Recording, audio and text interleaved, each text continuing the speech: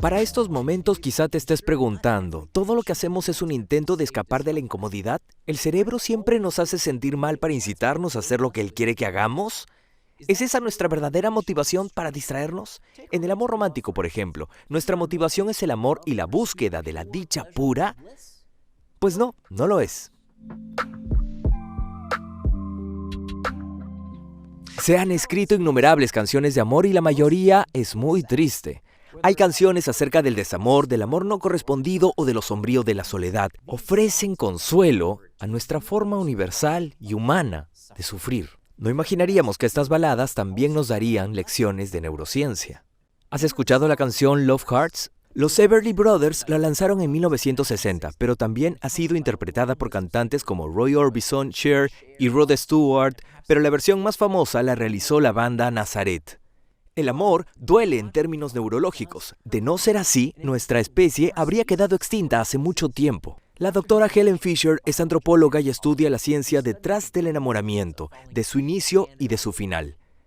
Publicó un libro llamado Anatomy of Love, donde describe un experimento que ella y su colega realizaron para medir la actividad cerebral en las personas que se estaban enamorando. Fisher comenta: nunca olvidaré el momento en que vi los resultados. Me encontraba en un laboratorio de la Escuela de Medicina Albert Einstein. Me sentía en las nubes. El estudio de Fisher mostró actividad cerebral en la región del cerebro que genera el deseo, la búsqueda, las ansias, la energía, la concentración y la motivación. Está cerca de las regiones primitivas asociadas a la sed y el hambre. Pero el amor, en específico, el sexo, ¿no están motivados por la búsqueda del placer? ¿El propio acto sexual no es la evidencia de los deseos epicúreos de nuestro cerebro? No del todo. Si el placer del orgasmo fuera suficiente para satisfacernos, la gente se complacería sola todo el día. El deseo romántico va mucho más allá del mero placer. Contrario a la masturbación, el romance se relaciona con algo fuera de alcance. Es seductor. El deseo, en cambio, es querer a alguien con tanta desesperación, incluso locura, que te lleva a cometer toda clase de disparates. En contraste a la percepción popular de que el amor está dominado por una bella euforia, Fisher afirma que el deseo romántico es más parecido a una lista de dolencias psicológicas. Los pensamientos intrusivos, la cavilación obsesiva, la ansiedad por separación y la hipomanía son solo algunos de los síntomas asociados, y además todo suena muy similar a lo sucedido con el podómetro de la doctora Chance. Para apreciar lo doloroso que puede ser el amor, Fisher estudió a personas recién rechazadas. Su investigación sugiere que nuestros cerebros nos manipulan de forma tortuosa para llevarnos de vuelta con la persona que deseamos. La información de su análisis cerebral muestra que estos amantes rechazados siguen profundamente enamorados y apegados a la persona que los rechazó. Fisher ofrece un argumento convincente de por qué el amor puede ser tan cegador e intoxicante como la adicción a las drogas. Pero puede ser más correcto decir que la adicción a las drogas imita los efectos del amor. Después de todo, el cableado neurológico para el amor mutuo estaba ahí mucho antes que nuestra capacidad de crear narcóticos. Las drogas usan los mismos caminos para brindar el alivio que las personas ansían.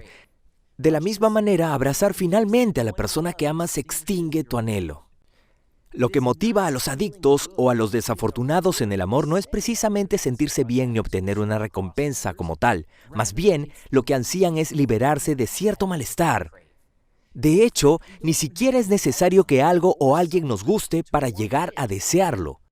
Los neurocientíficos creen que el cerebro tiene dos redes distintas reguladas por dos diferentes neurotransmisores. Una es la del deseo, que es la motivación para hacer algo, y la otra es la del gusto, la emoción positiva involucrada en hacerlo.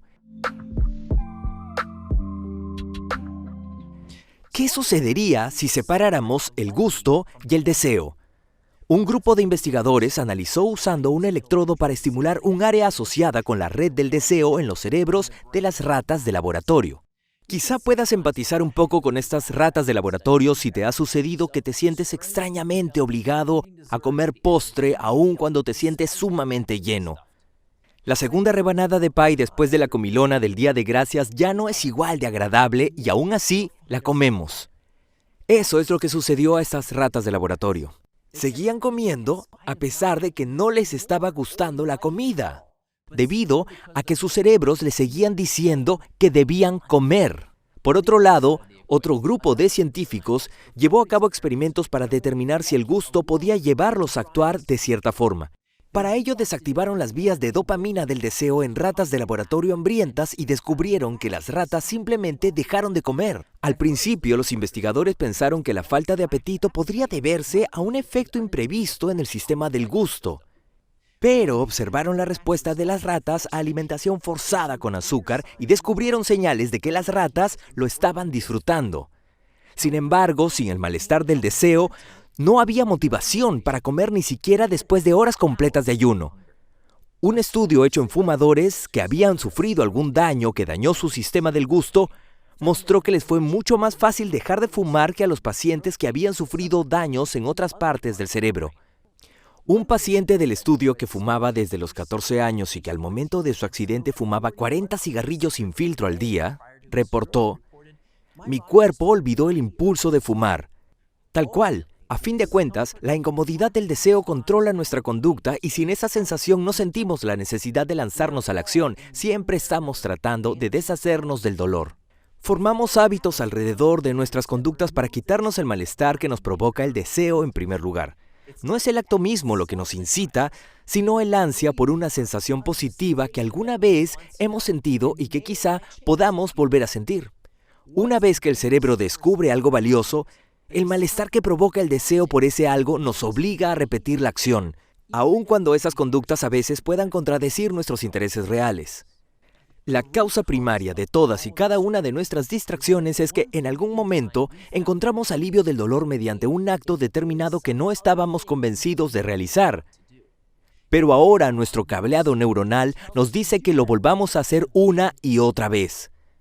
Sin embargo, a diferencia de las ratas, nosotros no estamos atrapados en una jaula por culpa de científicos en batas blancas. Al comprender nuestro dolor, podemos comenzar a controlarlo. Cuando logramos reconocer nuestras jaulas autoimpuestas, podemos planear nuestro escape. Podemos hacer frente al dolor y pasar por encima de él, lo cual es el primer paso para comenzar a volvernos indistraíbles.